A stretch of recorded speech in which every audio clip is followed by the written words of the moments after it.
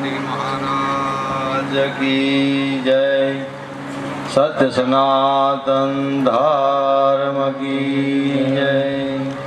ओम नमः पार्वती पति हर हर महादेव।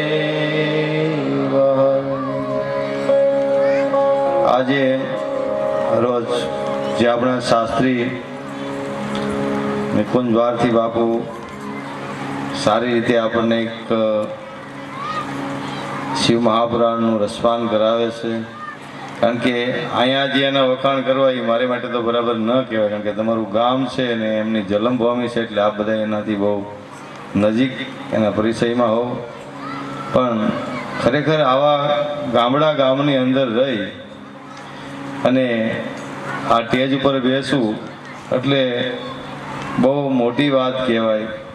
કારણ કે આમાં તો ઘણું બધું ધ્યાન કરવું પડતું હોય, પણ છતાંય જો આપણા ગામની અંદર રહી અને આવું આપણને જે કાંઈ સનાતન ધર્મ વિશે કોઈ શાસ્ત્ર કે વેદ વિશે જો વાત કરતા હોય તો આપણે ખરેખર એના માટેનો એક ગર્વ એવો આપણે અનુભવીએ કે આપણે એક ગામની અંદર રહી અને આવી એક ધાર્મિકતા અને સ્ટેજ ઉપર પહોંચે એટલે ખૂબ ખૂબ આપણે એને ધન્યવાદ દઈએ।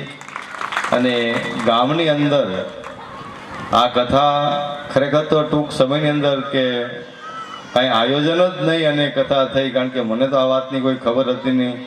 રાતે 12 વાગે એમને હારે કોઈ બે ભાઈઓ ગામના 2-3 જણા હશે આવ્યા મારી હારે કે બાપુ અમે કથા કરી છે ને પત્રિકા દેવા આવી છે, પણ મેં કીધું 12 વાગ્યા, એ કે અમે 1 વાગે ત્યાં પહોંચી જાવ, પણ અમે તમને પછી મળો નહીં એટલે અમે તમને પત્રિકા દેવા આવીએ છીએ। અને ખરેખર મને એક આનંદ થયો કે કાંઈ એવા ગામની અંદર જે આ નાનું એવું ગામ અને આ ગામમાં જે આયોજન તાત્કાલિક ઊભું કર્યું એમ, અને હું કાયમ આ કથાના સમાચાર લઉં છું। બહુ સારી રીતે બાપુ તમારી કથા જાય છે અને ગામનો ખૂબ સહયોગ મળ્યો છે અને ગામે બહુ ખૂબ સહયોગ આપ્યો છે કે તમે એને જે સાંભળો છો એ જ મોટી વાત છે। કારણ કે બધા બહારના માણસો તો એને સાંભળતા જ હોય બહાર જ્યાં કથા થતી હોય ને, પણ ગામને આંગણે ગામના એક સાધુનો બાળક જો આ સ્ટેજ માથે બેસીને આપણે કાંઈ આ બોધ જ્ઞાન આપતા હોય ને આપણે સાંભળતા હોય તો પણ ખૂબ ખૂબ તમને ધન્યવાદ આપું છું।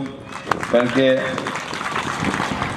સત્ય બહુ અઘરું હોય છે અને જ્યાં આપણી વાત ઘણીવાર કરતા હોય કે જ્યાં કાંઈ ખોવાયેલી વસ્તુ હોય ત્યાં ગોતતી તો જ મળે આપણને, પણ જ્યાં ખોવાયેલી હોય ત્યાં ન ગોતતા હોય, જ્યાં આપણે બહાર ગોતીએ તો ક્યારે આપણે મળવાની નથી।